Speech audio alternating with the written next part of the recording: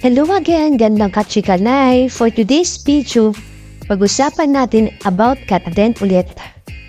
Siyempre, wala naman tayong ibang pag-uusapan kundi ang Katden kasi ito naman talaga yung inaabangan ng mga tao. Yung mga Katden lovers, Katden family, Katden na sobrang sumusuporta po sa Alden Richard at Catherine Bernardo. Mr. Alden Richard and Catherine Bernardo to go on Hello Love Again tour in Cebu. Cebuano, it's your time to say hello to love. Ito na nga po, Mr. Alden Richard and Catherine Bernardo are set to go on 3 malls tours in Cebu on Saturday, November 9 to promote their upcoming film Hello Love Again.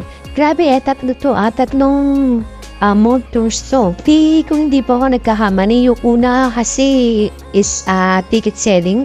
And then, second is show. Second din, ang third, pinaka-last show din po yun. Ito na nga po. At 1 p.m. on Saturday, the on-screen partners will be served as ticket seller for Hello Love Again at SM City J Mall, followed by mall show at SM City Seaside at 3 p.m. and another mall show at SM City Cebu at 5 p.m. Hello sa mga kapuso, kapamilya namin dyan sa Cebu, huwag niyo pong palampasin ang pagkakataon na makasama at makasaya sa Hello Love Again. Ito po ang sabi ni Miss Catherine Bernardo. Meanwhile, the last leg of the Hello Love Again mall tour is set for November 10, 5 p.m. at Market in Taguig City.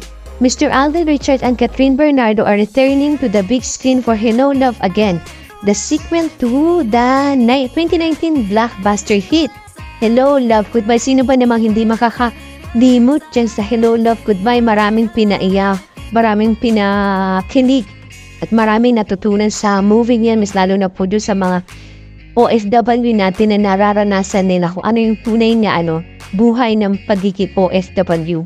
Kaya siyempre, at yan pa yung pinakamalaking cross na nakuha ng mataas na benta or mataas na kita sa pelikula ng Filipino film. Both films are directed by Cathy Garcia Safana. The film will open at the Philippine Cinemas on November 13. Huwag niyo na po kakalimutan yan, November 13.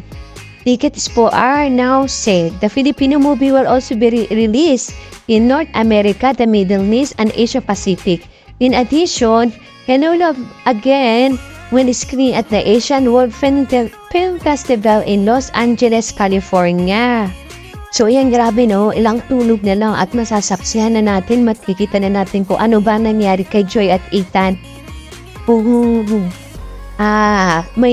May happy ending ba to or sad ending? Kaya ilang araw na lang po, huwag niyo pong kakalimutan. Hello Love Again, November 13, 2024. Sabay-sabay po natin malaman kung ano po yung story na or ano na nangyari sa Joy at Ethan love story. So that's it for today's video, pero bago po ako magpaalam, gusto ko lamang po ulit at hindi po ako magsasawang magpasalamat po sa lahat po ng sumusuporta, sa lahat po na sumusubaybay at patuloy po sumusubaybay sa akin. Maraming salamat po. Paalam and God bless po.